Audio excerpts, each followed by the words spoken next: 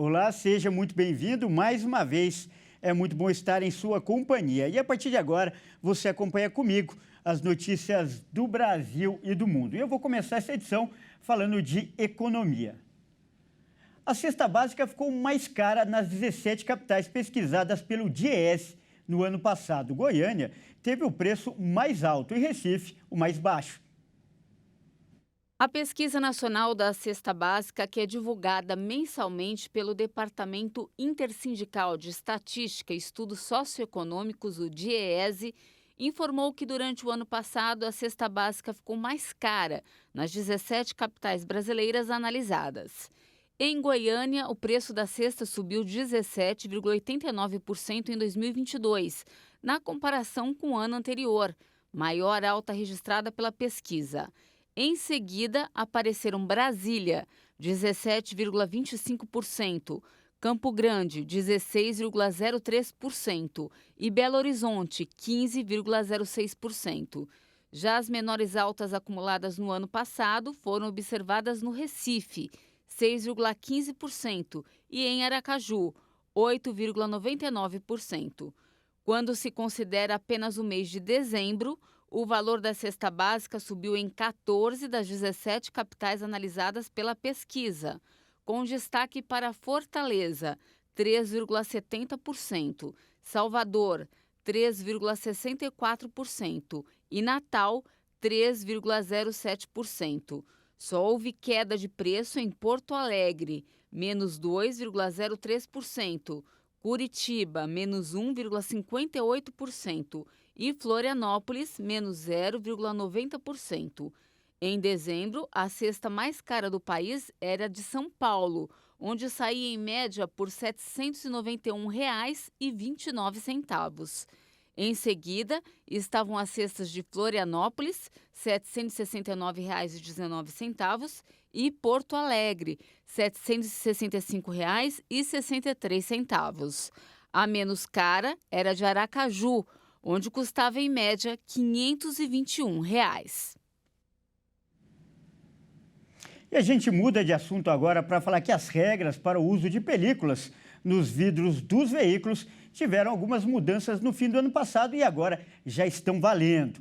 As novidades autorizadas pelo Conselho Nacional de Trânsito estão sendo, olha o alerta aos motoristas, fiscalizadas com maior rigor pela polícia.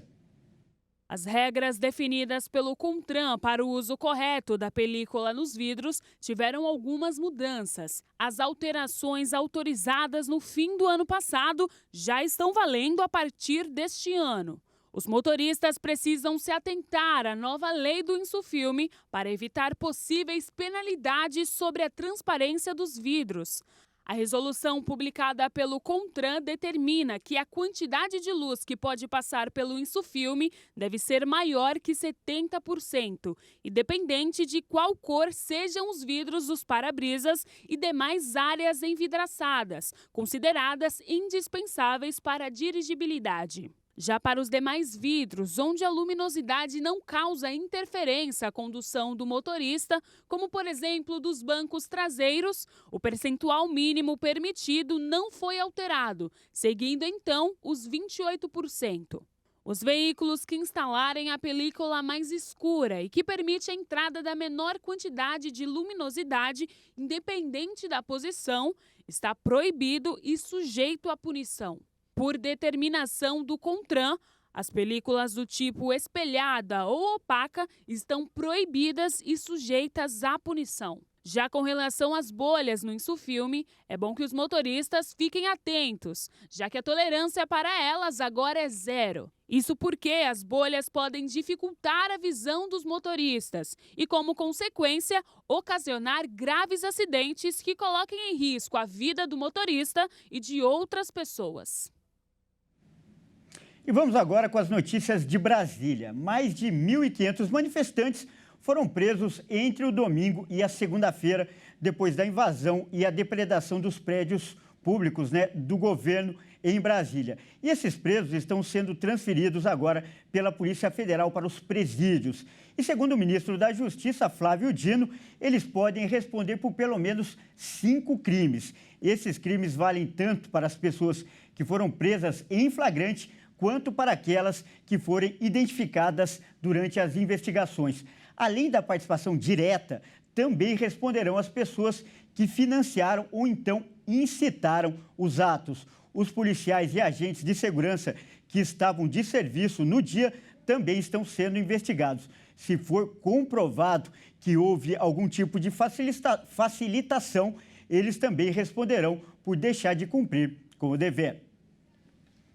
E eu mudo de assunto agora para falar das notícias internacionais. Um grupo de especialistas militares americanos chegou à conclusão de que se a China tentar invadir Taiwan, ela vai fracassar. A dedução é feita a partir de uma série de simulações na ilha. A tensão entre Pequim e Taipei tem se intensificado e é motivo de preocupação local e também da comunidade internacional. Uma simulação feita por um grupo de especialistas militares americanos chegou à conclusão de que a China provavelmente fracassaria se insistisse em invadir Taiwan caso os Estados Unidos defendessem a ilha. O estudo testou 24 cenários diferentes de tentativas do gigante asiático de tomar o controle de Taiwan pela força em 2026.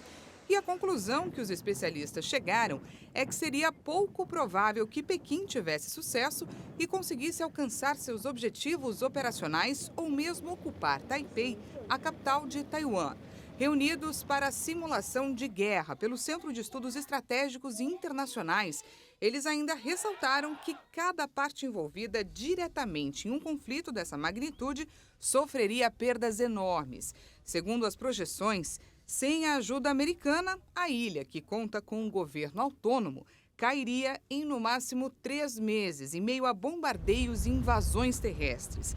Washington reconhece diplomaticamente apenas Pequim, o que significa que Taipei não tem uma relação diplomática oficial com os Estados Unidos. A Organização Mundial da Saúde disse nesta terça-feira que o atual surto de casos de Covid-19 na China não deverá ter um impacto significativo na Europa. Isso porque os viajantes, as variantes que circulam lá na Ásia já estão presentes no continente europeu. From the information available to WHO, a partir das informações disponíveis para a Organização Mundial da Saúde, o surto de 2 variantes do vírus circulando na China é o mesmo que já foi observado na Europa e em outros lugares. Não se prevê que tenha um impacto significativo na situação epidemiológica da Covid na região europeia neste momento. The COVID-19 epidemiological situation in the WHO European region at this time. Nesse contexto, Klug pediu aos países europeus que tomem medidas proporcionais e não discriminatórias em relação aos viajantes procedentes da China.